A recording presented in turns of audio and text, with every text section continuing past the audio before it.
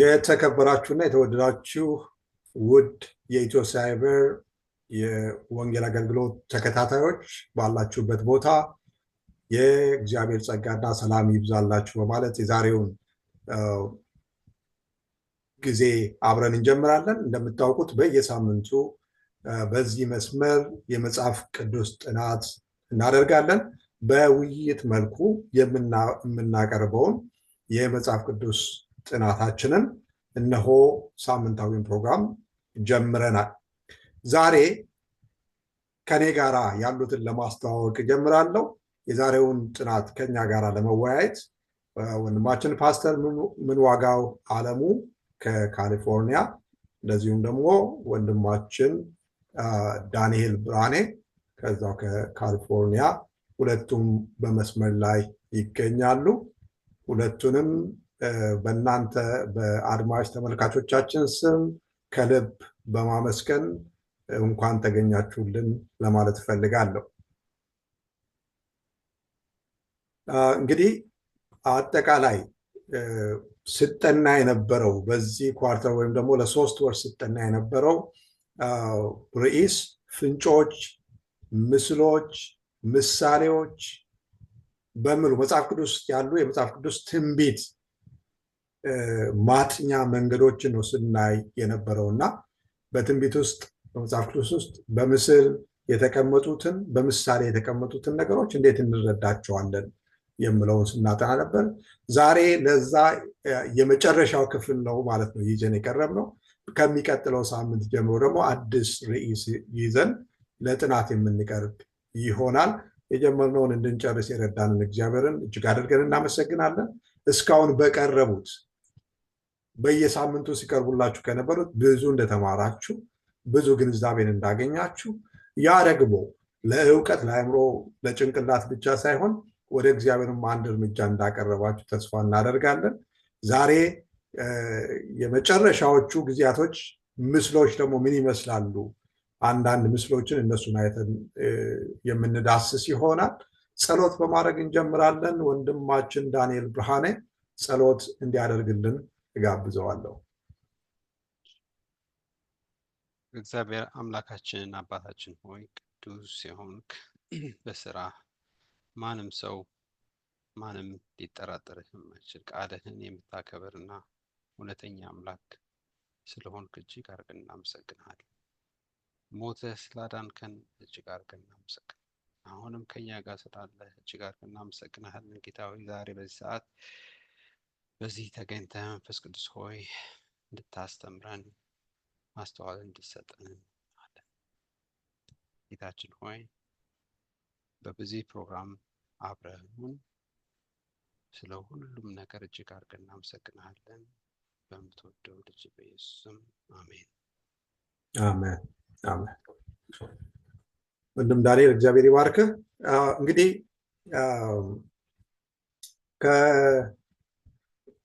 ከፓስተር ምንዋጋው እጀምራለሁ። ፓስተር ምንዋጋውን በምስል እያየሁት አይደለም። ድሮ ገና መጀመሪያ ጊዜ ሳቀው በሬዲዮ ነበር የምንተዋወቀው እና ሬዲዮ ላይ አድቬንቲስት ዓለም አቀፍ ሬዲዮ ላይ ጥያቄዎችን ስመልስ ነው የነበረው። በዛ ነበር ሲያገለግል የነበረው እና በሬዲዮ ነበር ይሰማው የነበረው። ያንን በምስል አላየውም ነበር። እኔ ከሬዲዮ የወጣ መስሎኝ ነበር። አሁንም ሬዲዮ ላይ ነው ያለው መሰለኝና ምስሉን እያየን አይደለም ካለበት ቦታ አንጻር ማለት ነው። ስለዚህ ይቅርታ እንጠይቃለን። ነገር ግን መስመር ላይ ተገኝተዋልና ይህንን ጥያቄ ለሱ በማቅረብ ጀምራለሁ። ወንድም ፓስተር ምንዋጋው እስቲ ነቢያቶች በጣም ብዙ ናቸው። መቼም በዚህ በ13 ሳምንት ጥናታችን ነቢያቶችን ሁሉ ዳሰናል ብዬ አላምንም እና ብዙ ናቸው። እስቲ ዛሬ ከማን እንጀምር? በጣም ጥሩ። እግዚአብሔር ይስጥልኝ ለተሰጠኝ እድል። የመጀመሪያ ጊዜ እንዳልከው በድምፅ ዛሬ የመጣሁት በዚህ መንገድ ሳይበር ሚኒስትሪ ሰንበት ትምህርት እንደሚጠናም እውቀት አልነበረኝም እና ምናልባትም ከዛሬ ጀምሮ እንደዚህ አይነት ፕሮግራሞችን የመከታተል እድል ጭምር ይኖረኛል። ስላገኘሁት እድል እግዚአብሔርን አመሰግናለሁ። ስለምታገለግሉት አገልግሎት ሁሉ የዘላለም አምላክ እግዚአብሔር ይባርካችሁ። እውነት ነው፣ በሰንበት ትምህርቱ ብዙ ነቢያት ተነስተዋል። ሀሳቡን ያስረዳልኛል ያላቸውን ነቢያቶች በየጊዜው ተጠቅሟል። ዛሬ እንግዲህ ደግሞ ዮናስን በዚህኛው ክፍል ላይ ዮናስን እንደ አንድ ነቢይ እንደ አንድ አገልጋይ አድርጎ እየተጠቀመብን ነው። በጣም ጥሩ፣ በጣም እናመሰግናለን ፓስተር ምንዋጋው። ያን የድሮ ማቀው ያ ድምፅ ነው የሰማሁት።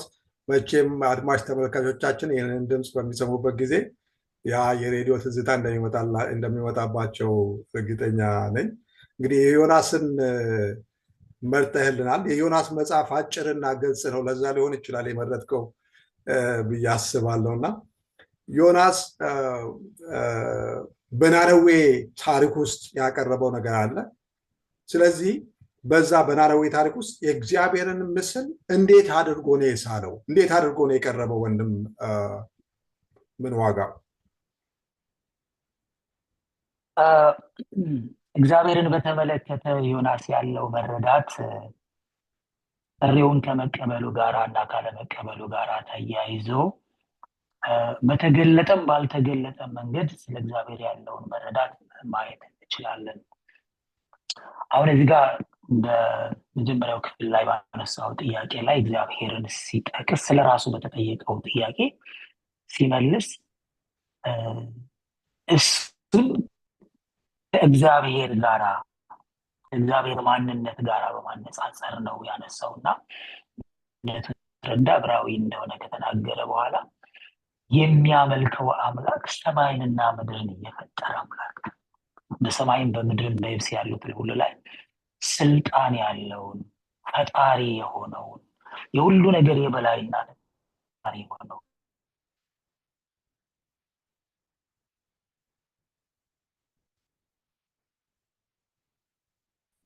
በመፍጠር ኃይሉ ነው የገለጠው።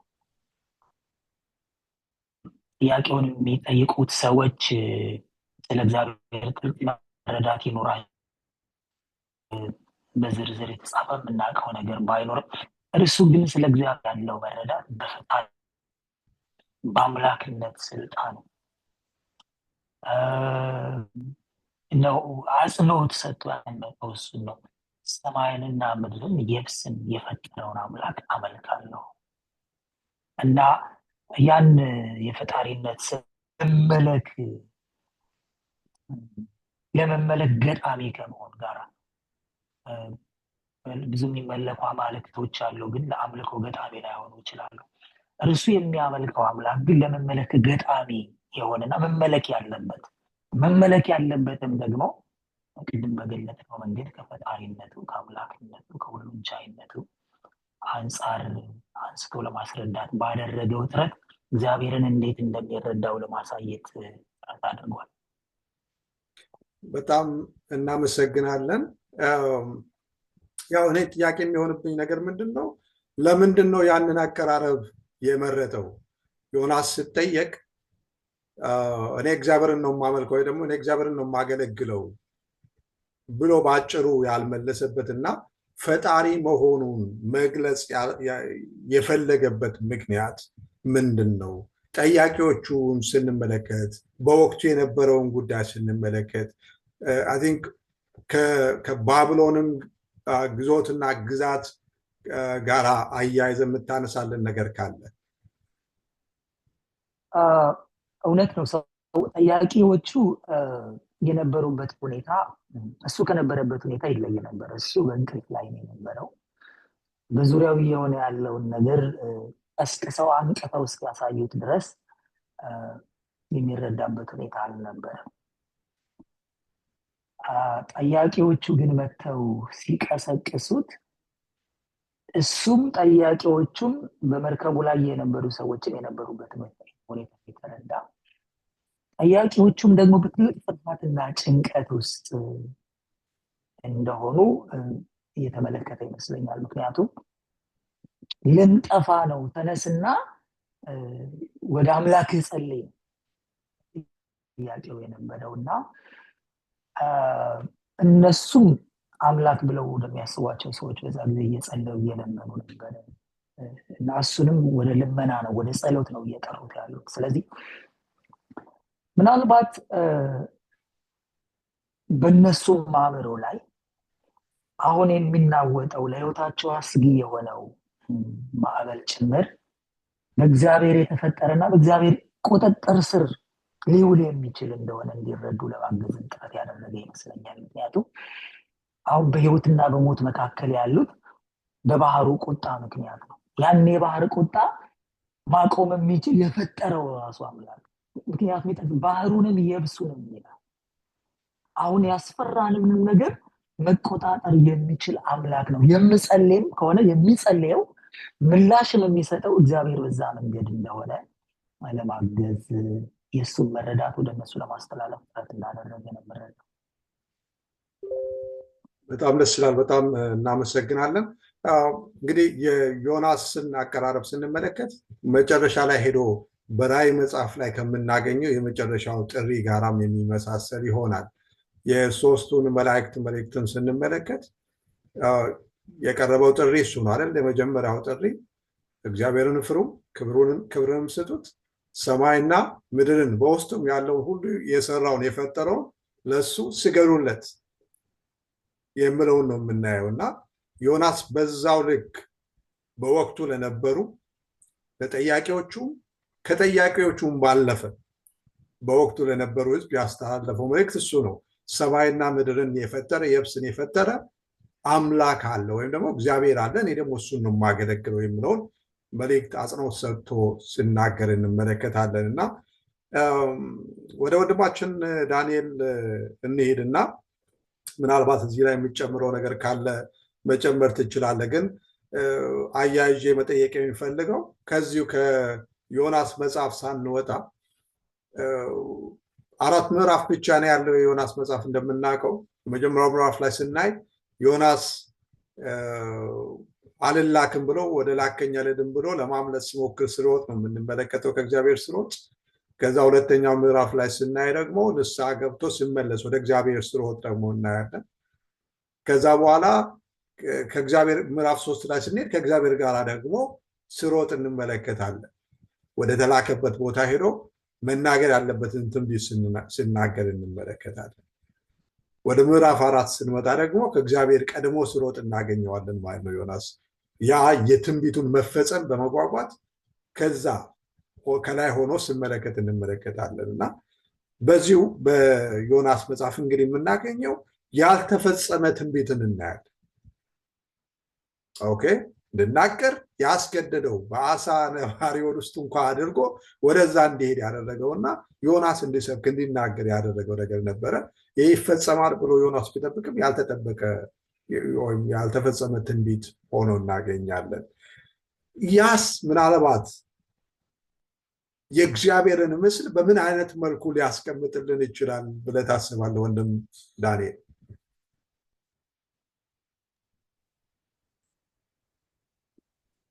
ይህ ዮናስ መልእክቱን ሲወስደው በእርግጠኝነት ነው እግዚአብሔር የሚናገረውን ቃል ይፈጽማል ብሎ በእርግጠኝነት ነው ሄዶ የሚነግራቸው የነበረው። እንግዲህ ከተማው በጣም ትልቅ ከተማ ነበረ በዓለም በዛን ሰዓት ለ50 ዓመታት ይላል በታሪክ በጣም ትልቅ ሆኖ የቆየ ሀገር ነው እና እስከ 3 ቀን ይወስዳል ይላል ጊዜው አይደለም ከተማውን ለማቋረጥ እና ለ1 ቀን ተጉዞ በቃ መናገር ጀመረ።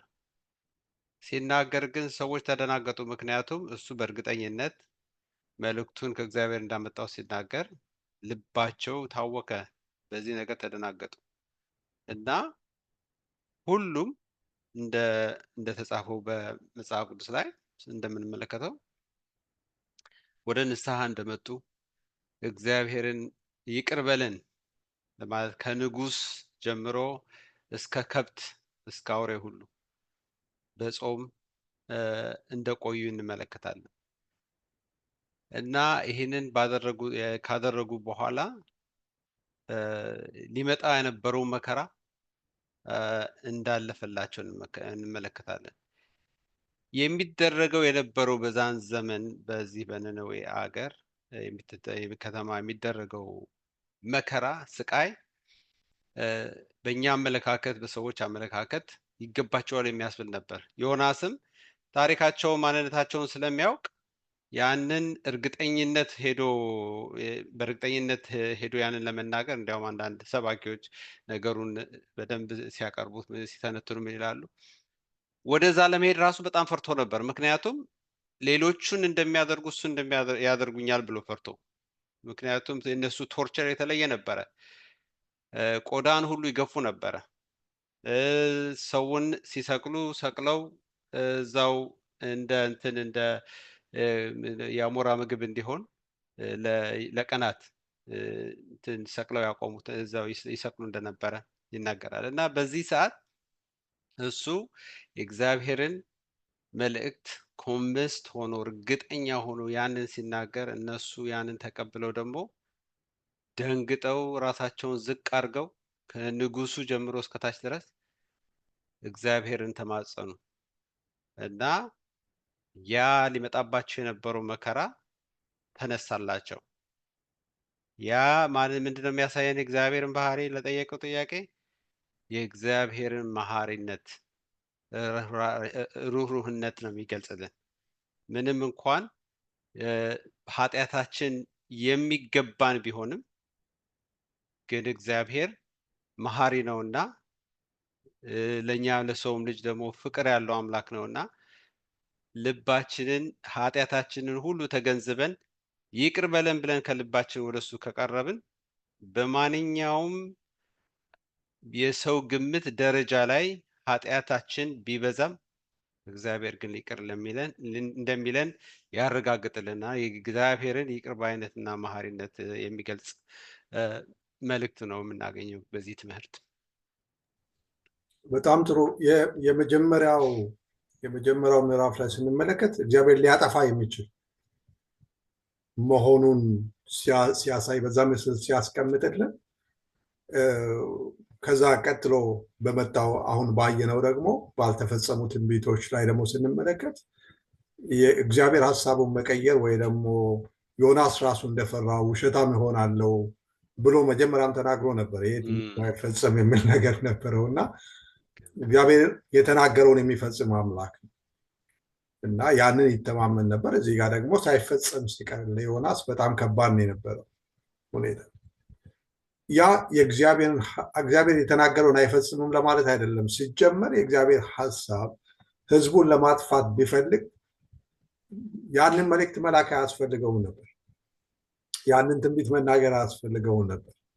የጥፋት አዋጅን ለማወጅ አይደለም ዮናስን የላከው፣ ህዝቡን ሳይገባ ዘንድ ነበር የላከውና ማጥፋት የሚችል አምላክ ነው። እንደዚሁም ደግሞ ሰው ንስሐ ገብቶ ወደ እግዚአብሔር ከተመለሰ ደግሞ ምህረትን ማድረግ የሚችል በእኛ መጥፋት የማይደሰት እና መሐሪ ይቅር ባይ የሆነ አምላክ መሆኑን በዛ በዮናስ መጽሐፍ ውስጥ ምንም እንኳ በወቅቱ የነበረው ሁኔታ በጣም ከባድ ቢሆንም እግዚአብሔር የሚምር የሚመለስ እና ይቅር የሚል አምላክ መሆኑን በደንብ አድርጎ ስለውልናል። እግዚአብሔር ይባርክ ወንድም ዳንኤል፣ በጣም እናመሰግናለን። ወደ ፓስተር ምንዋጋው ልለፍና እንግዲህ ያ ወቅት በጣም ከባድ ወቅትን የነበረው ብለናል እና እንደው ይሄ የናነዌን ታሪክ ስናነሳ ከባቢሎን ታሪክ ጋር እና ከሌሎቹም ጋር አያይዘን እናያለን። እንዲያው የናነዌን ህዝብ መመለስ ስናይ በጣም የሚገርም ነው። ያ ሁሉ ህዝብ በአንድ ልብ በአንድ ሀሳብ ተስማምቶ ወደ እግዚአብሔር መመለስ እና ከዛ የተነሳ ምህረትን ማግኘት በጣም የሚገርም ነገር ነው። እግዚአብሔር ግን በተለያዩ ጊዜያቶች ሲናገር ነው የነበረው እና በምናገርበት ጊዜ ሁሉ ግን ህዝቡ እንደዛው ነበር ወይ የሚሰማውና የሚመለስ የነበረው? እንዲያው በትዕቢት እግዚአብሔር ላይ የምናገርስ አልነበረም ወይ? በኩራትስ የምናገር አልነበረም ወይ?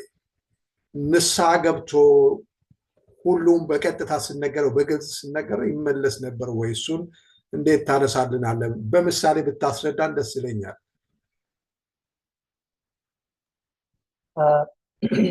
በጣም የሚገርም ነው። በተለይ እነዚህ ሰዎች የነነዌ ሰዎች የእስራኤል ማህበረሰብ አንድ ክፍል አለመሆናቸውን አሕዛብ ተብለው ከሚጠሩት ማህበረሰብ ዘንድ መሆናቸውን ስንረዳና በተለያየ ጊዜ ነቢያት እየተላኩ በእስራኤል ልጆች መካከል ያገለገሉትን አገልግሎት ያጋጠማቸውን ምላሽ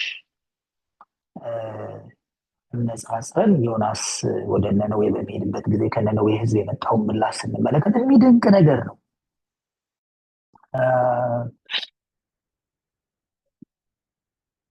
ዝም ብሎ ተራው ህዝብ ብቻ አይደለም፣ እስከ ንጉስ ወይ እስከ ቤተ መንግስት ድረስ የሚኖሩ ሰዎች እንደው እግዚአብሔር ድንቅ አሰራር አለበት ብዬ አስባለሁ። አንድ ሰው አንድ መልእክት ይዞ ሲመጣ በልባቸው ውስጥ ያ ፍርሃትና ያ የንስሐ መንፈስ መፈጠሩ በጣም የሚደንቅ ነው። በእርግጥ እነዚህ ሰዎች በታሪክ ውስጥ ከእስራኤል ማህበረሰብ ጋር ባላቸው ግንኙነት በልዩ ልዩ መንገድ የእግዚአብሔርን ማንነት ያዩበት ሁኔታ አለ። እንግዲህ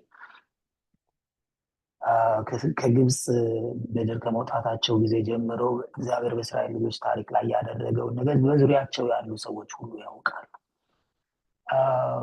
ከዛ የተነሳ በእግዚአብሔር ስም ለመጣው ትንቢት ልባቸው ፈርቶ ንስሐ መግባታቸው እጅግ በጣም የሚያስደንቅ የሚገርም ነገር ነው። እንዳልከው ነቢያቱን ይደበድቡ የነበሩ የእስራኤል ማህበረሰብ ነበሩ። ማህበረሰብ ብቻ አይደለም፣ ካህናቶችን ጭምር ያፌዙ ይቀልሉ የነበሩ ሰዎች ነበሩ እና የእነዚህ ሰዎች ንስሐ መግባት ትልቅ የሚያስከብረን ነገር አለና በሰንበት ትምህርትም ላይ ሌላ የተጠቀሰ ብልጣሶር የተባለ ሰው አለ። ልቡ ያልፈራ ሰው እውቀት እያለው የእግዚአብሔርን ማንነት እያወቀው የሶሪያ ሰዎች ስለ እግዚአብሔር የሚያውቁት ነገር ስላላቸው ሰምተው ደነገጡ፣ ፈሩና ንስሐ ገቡ ስንል በአባቱ በአያቱ ላይ የሆነውን ነገር የሚያውቅ ደግሞ በደንብ መረጃ ያለው በቤቱ ላይ የሆነው ዝም ብሎ በሀገር ላይ በሩቅ በእስራኤል ላይ ስለሆነ ነገር ብቻ አይደለም፣ በገዛ ቤተሰቡ ላይ እግዚአብሔር ማን እንደሆነ ክንዱን፣ ብርታቱን፣ ኃይሉን፣ አምላክነቱን የገለጠ መሆኑን የሚያውቀው ብልጣሶርን ደግሞ እንመለከታለን። ጭራሽ በድርጊቱ ህዝቡን ብቻ ሳይሆን አምላካቸውን ጭምር ለማዋረድ ጥረት ሲያደርግ እንመለከታለን። በጣም የሞኝ ውሳኔ፣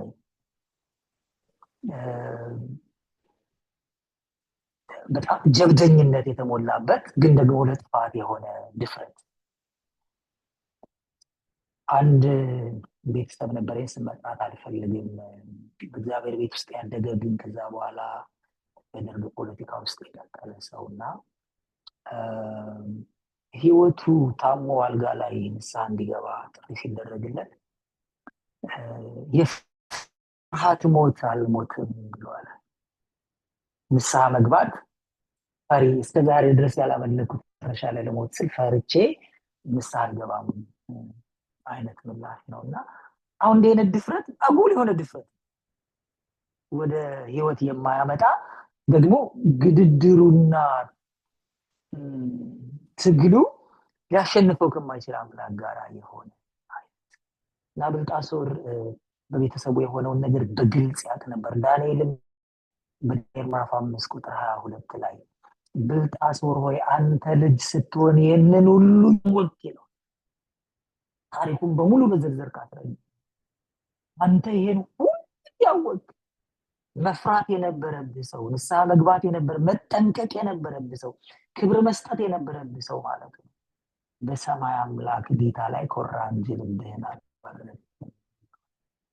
ያ ደግሞ ለጥፋት እንደሆነበት እናያለን እና ዛሬም ቢሆን በእግዚአብሔር ቤት ውስጥ ተቀምጠን እንዲህ አይነት ድፍረት ሊኖረን ይችላልና ልንጠነቀቅ ይገባናል።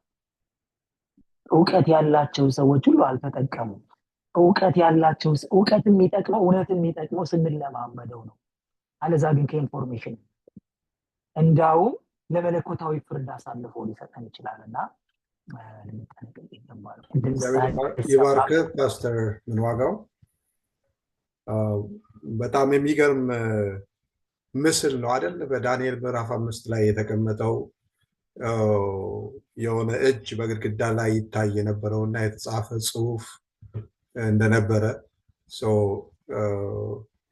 ብልጣሶር ያንን ማወቅ እንዳልቻለና ለዛ ትርጉም ይፈልግ እንደነበረ ነው የሚያስቀምጠው። ያኔ ነው አሁን የጠቀስክልንን በዳንኤል ምዕራፍ 5 ቁጥር 22 ላይ ብልጣሶር ሆይ አንተ ልጁ ስትሆን ይህን ሁሉ እያወቅ በሰማይ ጌታ ላይ ኮራ እንጂ ልብህን አላዋረድክም ብሎ አለውና ጥፋቱን ከዘረዘረ በኋላ እንደዚህ ይለዋል። ስለዚህም ቁጥር 24 ላይ እነዚህ የእጅ ጣቶች ከእርሱ ዘንድ ተልከዋል፣ ይህም ጽሕፈት ተጽፏል። የተጻፈውን ጽሕፈት ማነ ተቀል ፋሬስ ይላል ብሎ ነው የተናገረው። የነገሩን ፍቺ ነው። ማኔ ማለት እግዚአብሔር መንግስትን ቆጠረው ፈጸመውም ማለት ነው። ቴቄል ማለት በሚዛን ተመዘንክ ቀለህም ተገኘህ ማለት ነው። ፋሬስ ማለት ደግሞ መንግስት ተከፈለ፣ ለሜዶና ለፋሬስ ሰዎችም ተሰጠ ማለት ነው ብሎ ይነግረዋል ማለት ነው። ስለዚህ ልክ በምሳሌ ነው እዚህ ጋርም ሲያስቀምጥ የምናስቀምጠው ማለት ነው። እና የናነዌ ህዝብ ሙሉ በሙሉ ንስሐ ገብቶ ወደ እግዚአብሔር ስመለስ ምን ይሆናል? ይድናል የምለውን ያሳየው። እግዚአብሔር መሐሪና ይቅር ባይ ነው የምለውን ያሳየው። እንደገና ለዚህኛው ደግሞ መጥቶ እያወቅ እየተነገረ እየሰማ ነገር ግን ልብህ በትዕቢት ስለተሞላ ልብህ በኩራት ስለተሞላ እግዚአብሔር ምን አደረገ? መዘነ፣ ቀለ ተገኘ፣ መንግስትም ተቆረጠ፣ ለሌላም ተሰጠ ብሎ ስናገር እንመለከታለን ማለት ነው። እና ልባችንን በኩራት ስናደርግ በእግዚአብሔር ላይ በኩራት ስንናገርና ንስሐ መግባት ወደ እግዚአብሔር መመለስ በሚከብደን ጊዜ መጨረሻችን ምን እንደሚሆን በዛ መልኩ ሲያስቀምጥ፣ ስንመለስ ደግሞ እግዚአብሔር ይቅር ባይ መሆኑንም የሚያሳይ መሆኑን በእነዚህ እናያለን። በጣም እናመሰግናለን። እግዚአብሔር ይባርክ። እንግዲህ ይህንኑን አያይዘን ወደ ወንድም ዳንኤል እንሄድና ብዙ ጊዜ የምንቸገርበት ነገር አለ። በሁለት ነገሮች መካከል አጣብቂኝ ውስጥ የምንገባ ይመስላል። አንደኛው ቅድም እንዳልኩኝ በትንቢት መጽሐፍ ውስጥ የተቀመጡልንን የጻፉልንን የተለያዩ ምስሎች፣ አገላለጾች አለማስተዋል ወይ ደግሞ አለማወቅ፣ አለመረዳት አንዱ ችግር ነው። በሌላ በኩል ደግሞ የሰማነውን የተረዳነውን ግልጽ የሆነውን የእግዚአብሔርን ቃል ደግሞ ወይም ደግሞ ግልጽ የሆነውን ትንቢት ደግሞ ይፈጸማል ብሎ አምኖ መቀበል ላይም ደግሞ ሌላ ችግር ነው ያለ። በአንድ በኩል አለመረዳት፣ በሌላ በኩል ደግሞ ግልጽ የሆነውና የተረዳነውንም በእርግጥ ይሄ ሊሆን ይችላል ብለን መቀበል ማመን ላይ ደግሞ ችግር ያጋጥመናል። እና እንዲያው አለማወቅና የተነገሩትን ትንቢቶች አለማወቅ አለመረዳትና አውቆ ግን ይሆናል ብሎ አለማመን መካከል ያለው ልዩነት እንዲያው ከተቻለ ጊዜው ከፈቀደልን ከባቢሎን ታሪክ ጋር አያይዘ ብታነሳልን ደስ ይለኛል።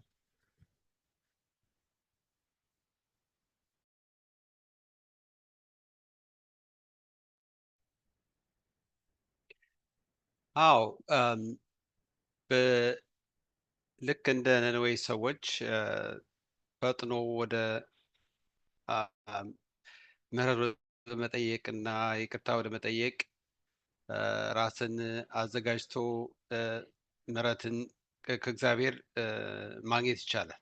እንደዛ አይነት ዳይሬክሽን ስንወስድ ግን እንዝላ ስንሆን ስንዘናጋ ልክ ክርስቶስም እንደ ምሳሌ እንደጠቀሰው ሌባ በሌሊት እንደሚመጣ ይሆንብናል።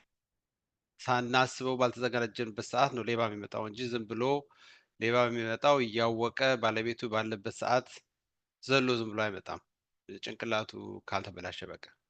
ግን ሌባ የሚመጣው መቼ ነው? ባላሰብነው ሰዓት፣ ብዙ ጊዜ በሌሊት ወይም በተኛንበት ሰዓት ወይም ቤት በሌለንበት ሰዓት አጥንቶ ይመጣል እና ለዛ ለመሰረቅ ለሽንፈት እንበቃለን። በዚህ ሰዓት ይህንን የባቢሎንን ታሪክ በምንመለከትበት ሰዓት ትንቢቱ ተነግሯቸዋል፣ ማስጠንቀቂያው ተሰጥቷል። ያው እንግዲህ ጥፋታቸው ደረሰ አት ዘ ኤንድ።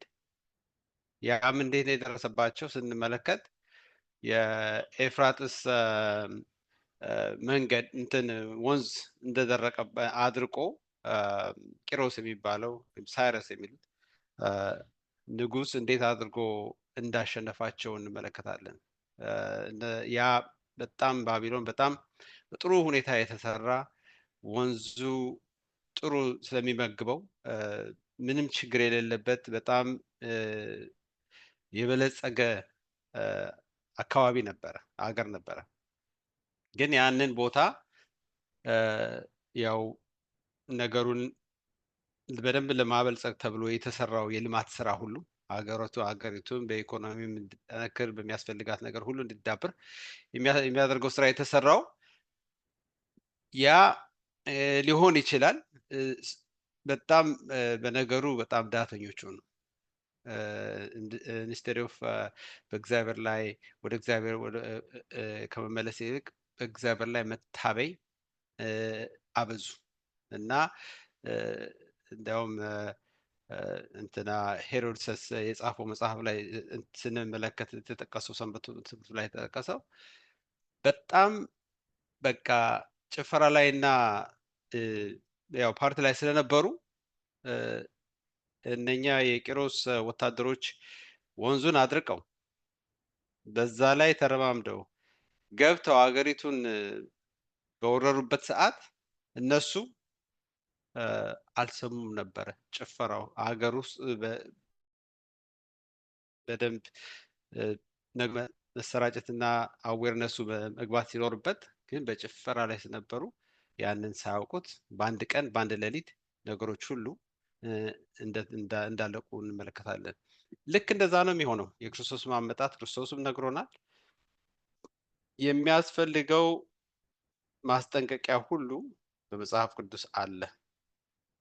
እኛ በቤተ ክርስቲያን ያለን እንዲያውም ለእኛ ወዮልን።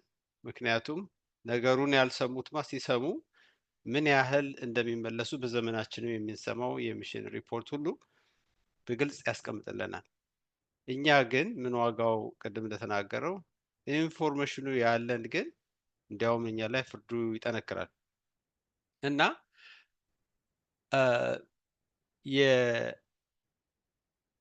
የአለመዘጋጀት ሰምቶ አክሽን አለመውሰድ እኛን ለጥፋት እንደሚያበቃን ነው እንግዲህ የሚያስተምረን።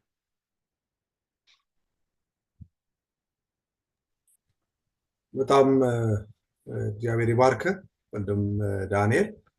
እንግዲህ በባቢሎን ወቅት የነበረውን ነገር የኤፍራጥስ ወንዝ መድረቅንም ጭምር የደረሰባቸውን ወረራ እንዳውም የሚያስቀምጠው ታሪኮችም የሚያስረዱት ምንድን ነው? ምንም እንኳ የወታደሩ ወይም ደግሞ የመከላከያ ወይም የዘብ መጠበቂያ ቦታዎች እንኳ ተገንብተው ተሰርቶ በየቦታው የተቀመጡ ቢሆንም ነገር ግን ማንም አልነበረም፣ ያለ ጠባቂ የተተዉ ናቸው ይላል። ኦኬ፣ በጣም የተዘናጉበት ጊዜ ነው የነበረው እና በራሳቸው ላይ ወጡ።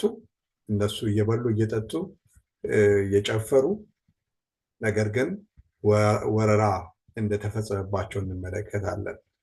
በጣም ይሄ እንግዲህ ቅድም እንዳልነው ከጥያቄው አንጻር እንደምንረዳው ይሄ የተነገረውን ካለማወቅ የሚመጣ ነገር አይደለም።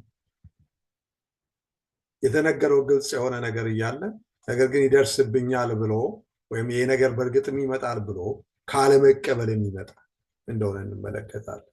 ይሄ በጣም አደገኛ ነው። መዘናጋት በጣም በጣም አደገኛ ነው። የክርስቲያኖች አደገኛው ችግራችን ይሄ ነው። ካለማወቅ የበለጠ መዘናጋት፣ ዳተኛ መሆን፣ አምኖ አለመቀበል፣ እሱ ነው በጣም የሚጎዳል። በኖህ ዘመንም የነበረው እንደዛው ነው አይደል? የነበረው በኖህ ዘመንም የነበረው እኮ ስላልሰሙ አይደለም። የጥፋት ዋና የሚመጣ ዝናብ እንደሚዘንብ ምድሪቱን እንደሚያጠፋ ሳይሰሙ ቀርቶ አይደለም። ለዛማ ለ120 ዓመት ያክል ነገራቸው፣ ሰበከ። ነገር ግን አልተቀበሉትም። በእርግጥ ዘንቦ ምድርን የሚያጠፋ ውሃ ይኖራል ብሎ ማመን አልቻለም። ያ ነው ጥፋቱን ያመጣው። ሶዶምና ጎሞራ ስላልተነገራቸው አልነበረም የጠፉት። ነገር ግን የተነገራቸውን ባለመቀበላቸው አምኖ ባለመቀበላቸው የጠፉ ናቸው። እና አብዛኛው ከትንቢት ጋር በተገናኘ መጽሐፍ ቅዱስ ውስጥ ከተቀመጡት ማወቃችን በጣም አስፈላጊ ነው። ማጥናት አለብን፣ መረዳት አለብን። ነገር ግን ካለመረዳታችን በላይ እየጎዳን ያለው የተረዳነውን አምነን መቀበልና ለሱ ራሳችንን ማዘጋጀትና በሱ ልክ በሚመጥን ልክ መኖር አለመቻላችን ትልቁ ውድቀታችን እየሆነ ያለው። ከዚህ እንድንወጣ እንግዲህ እግዚአብሔር ይጠብቀን። ምናልባት ወደ መጨረሻው ከሰዓት አንጻር ወደ መጨረሻው ጥያቄ እሄዳለሁ። ፓስተር ምንዋጋው ጋር ልሂድና አንዳንድ ትንቢቶችን ስናነብ እንግዲህ የእግዚአብሔርን ምስል እያየን ያለ ነው እና በተለያየ መልኩ እግዚአብሔር እንዴት ነው የቀረበው፣ እግዚአብሔርን በምን አይነት ምስል ነው የተለያዩ ሰዎች ያቀረቡት ብለን እናያለን። እና አንዳንዴ እግዚአብሔርን የሚያቀርቡት የአሕዛብ ነገስታትን አስመስለው በዛ ምስል በሚቀርብበት ጊዜ አለ። የአሕዛብ ንጉስ የክርስቶስ ምሳሌ ሆኖ የሚቀርብበት ጊዜ አለ። የእግዚአብሔር ምሳሌ ሆኖ የሚቀርብበት ጊዜ አለ። ይሄ ለመረዳት አይከብድም ወይ?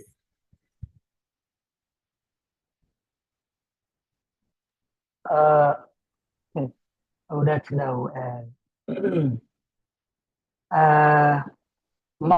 ማንም እግዚአብሔርን እንኳን የአሕዛብ ንጉስ የሆነው ይቅርና በእግዚአብሔር ሕዝብ መካከል በነቢያት ደረጃ እንኳን የተቀመጡ በሙላት ይገልጻል ለማለት ያስቸግራል። ነገር ግን እኔ የምረዳው እግዚአብሔር ለስራውና ለዓላማው ተፈጥሮን ይጠቀማል። እግዚአብሔርን የሚያውቁና እግዚአብሔርን የሚፈሩ የሚወዱ ሰዎችን ይጠቀማል። አሕዛብንም ደግሞ ጭምር ይጠቀማል። የተለያዩ ፈርዖንን ለጥፋት ግብፅ ለማውጣት ፈርዖንን እግዚአብሔር ተጠቅሞበታል። የፈርዖንን ምቀኝነት እንደተጠቀመበት መጽሐፍ ቅዱስ ይነግረናል።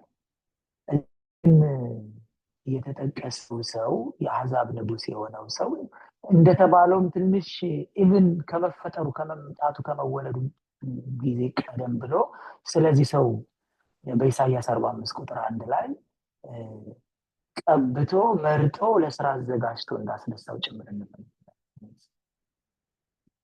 እስራኤል ልጆች አመፀኛ ከመሆናቸው የተነሳ በዙሪያቸው ባሉ ነገስታት ጭምር በኩል ይናገራቸው እንደነበረ ይቀጣቸውም ነበረ።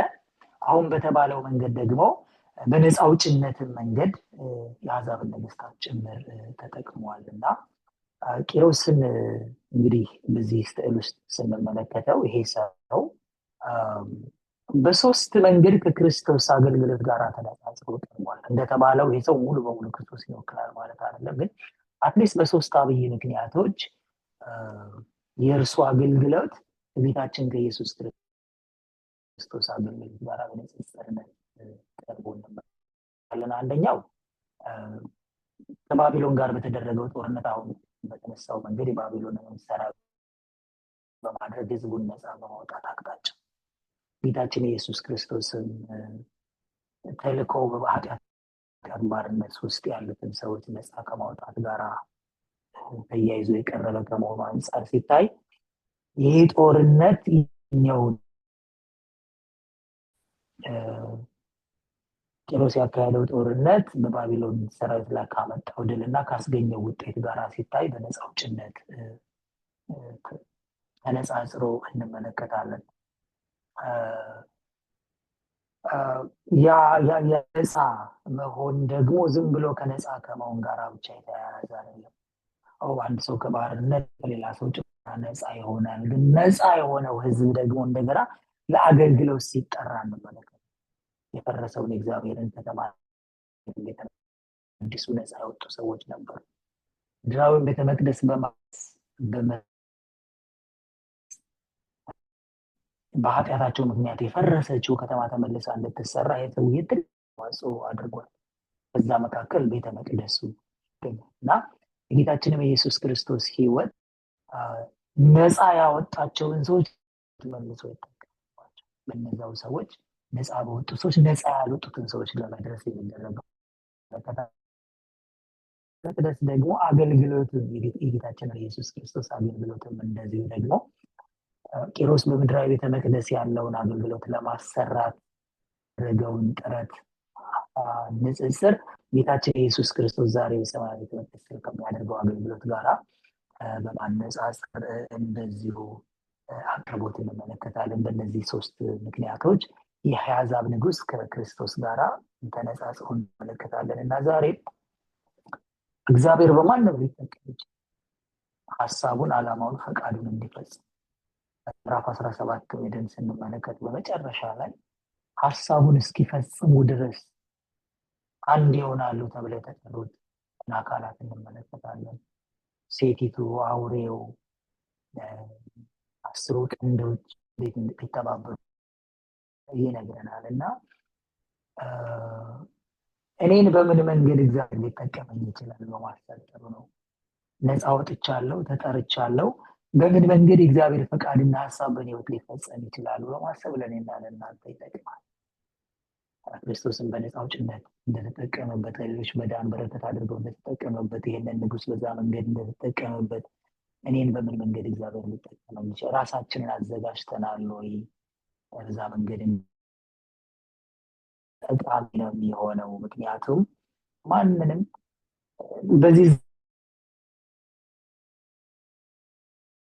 ነው እኛን የሚጠቀመውና ለጥፋት የተጠቀመባቸው ሰዎች አሉ፣ ለደህንነት የተጠቀሙባቸው ሰዎች አሉ። ለደህንነት ከሚጠቀምባቸው፣ ሌሎችን ለማዳን ከሚጠቀሙባቸው፣ ጌታ ኢየሱስ ክርስቶስ የጀመረውንም አገልግሎት ለመጨረስ ከሚጠቀምባቸው ሰዎች መካከል ራሳችንን ለማድረግ ምርጫው የኛ ነው።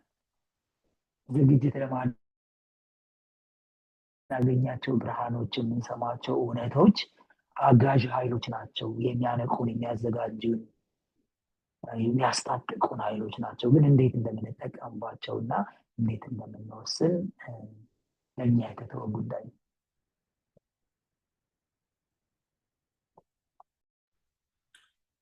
ዘርስትልን በጣም እናመሰግናለን ፓስተር ምንዋጋው። እንግዲህ እግዚአብሔር ማንንም መጠቀም ይችላል። በተለያዩ ቦታ ያሉትን፣ በተለያዩ ሁኔታ ውስጥ ያሉትን እግዚአብሔር ምሳሌ አድርጎ ማቅረብ፣ መጠቀም ከምናስበው ቦታ ብቻ ሳይሆን ከማናስበው ቦታ ሁሉ እግዚአብሔር መምጣት እንደሚችል፣ ያንን ማድረግ እንደሚችል ብዙ ማሳያዎች በመጽሐፍ ቅዱስ ውስጥ አሉ። እውነት ነው፣ ለመረዳት ይከብዳል። ስከብድ ደግሞ የሚከብደው ቅድም እንደጠቀስከው ከባድ የሚያደርገው ደግሞ ምንድን ነው?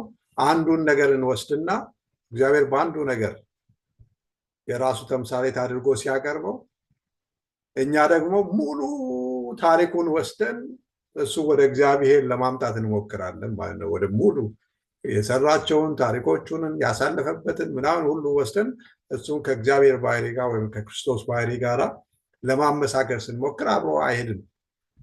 ስለዚህ እግዚአብሔር ያንን በሚጠቀምበት ጊዜ ለዛ ወቅት፣ ለዛ ሁኔታ፣ በዛች ሁኔታ በተናገረው ሁኔታ ማድረግ የሚፈልገውን ማስተላለፍ የሚፈልገውን መልእክት ለማድረግ እግዚአብሔር ያንን ይጠቀማል።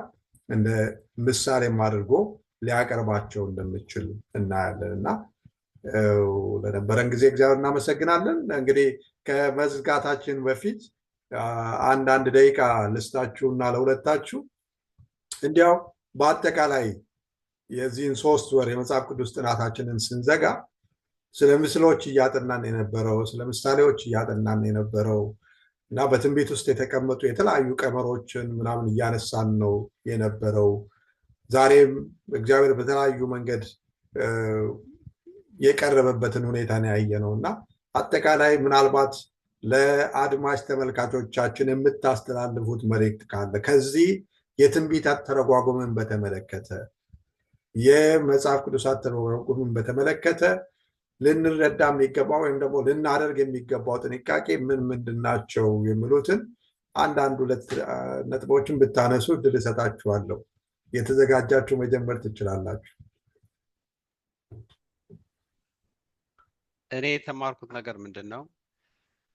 መጽሐፍ ቅዱስ ለእኛ መመሪያ ማስተማሪያ እንዲሆን የተጻፈልን እና እነኚህ የተለያዩ ምስሎች ስለተለያዩ ታሪኮች የተጻፉ መጽሐፍ ቅዱስ ስንመለከት ካስተዋል ነው ወይም ልናስተውል የሚገባ ነገር እኛን ለወደፊቱ የሚያዘጋጅ ነገር ነው።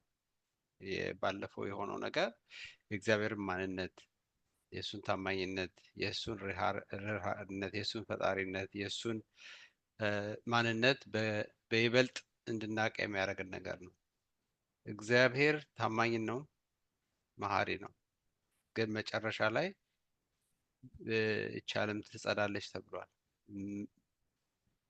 ያ ሲሆን ደግሞ እግዚአብሔር ያልሆነው ባህሪ ደግሞ ሲገለጽ እንመለከታለን።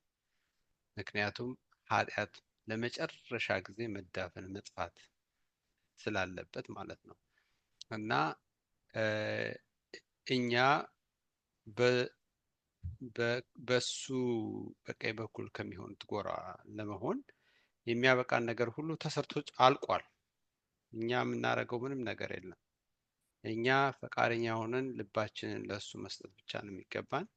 ቃሉን ስናነብ ደግሞ በአካባቢያችን የሚሆነው የሚያስተን ነገር የሚያሳስተን ነገር ሳናውቅ አይናችንን እንድናነሳ የሚያደርጉን ነገሮች ምን እንደሆኑ እንድናስተውል ያደርገናል እና ልክ በዚህ ዓለም በተለያየ ዳይሜንሽን ውስጥ በሚመጣው ችግር እኛ ትክክለኛ ዳይሜንሽኑ ላይ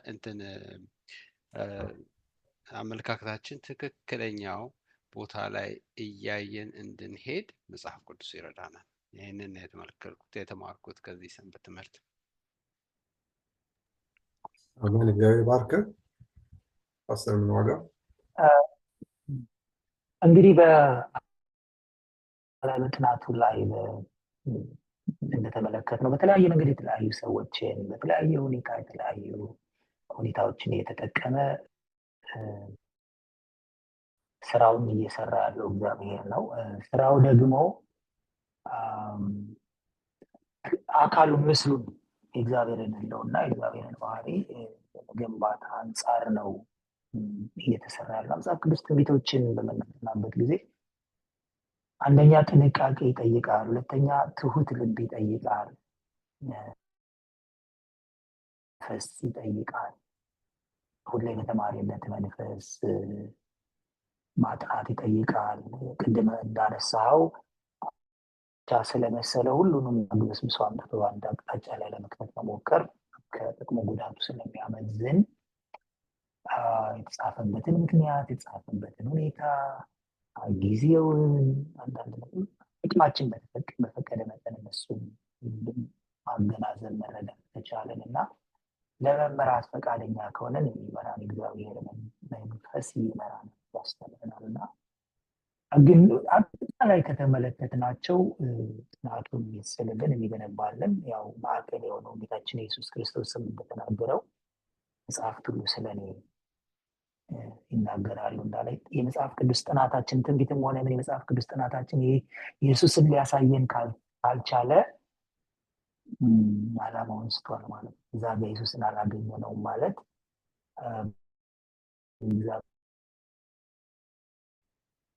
ጥናቱ ድካሙ ሁሉ በዝቷል ማለት ነው እና እዛ ውስጥ ሁልጊዜ ልባችን የተዘጋጀ ቢሆን ተጠቃሚዎች የምናድግ የምናተርፍ እንሆናለን ማለት ነው። እግዚአብሔር ይባርከ ወንድም ምንዋጋው። እውነት ነው። እንግዲህ መጽሐፍ ቅዱሳችንን በምናጠናበት ጊዜ ትልቁ ነገር ልናደርግ የሚገባው ራሳችንን ዝቅ አድርገን ለማስተዋል ለመረዳት መዘጋጀት መቻል ነው ያለብን። ደግሞ መጽሐፍ ቅዱስ ራሱን በራሱ እንዲተረጉም መፍቀድና ለሱ እድል መስጠት በጣም አስፈላጊ ነው የሚሆነው። የተረዳነውን ያክል ደግሞ በእግዚአብሔር ጸጋ ለመኖር ይፈጸማል የእግዚአብሔር ቃል ነው ብለን አምነን በዛ ልክ ደግሞ መኖርና መዘጋጀት በጣም አስፈላጊ ነው የሚሆነው። ከዛ ውጭ ፀጉር መሰንጠቅ ውስጥ መግባት የለብንም። ባልተረዳነውና በግልጽ ባልተቀመጡልን ነገሮች ላይ ደግሞ ጊዜያችንን ማጥፋት የለብንም። በግልጽ የተቀመጡልን ልናውቃቸው የሚገቡ መጽሐፍ ቅዱስ ራሱን በራሱ ተርጉሞ ያስቀምጠልንን ያስረዳንን ያንን ከመንፈስ ቅዱስ ጋር በመሆን በመማር በተማሪ መንፈስ በአስተማሪ መንፈስ ሳይሆን በተማሪ መንፈስ ቀርበን የእግዚአብሔርን ቃል ማጥናት መቀበል በሱ ልክ መኖር እንድንችል እግዚአብሔር ይርዳን።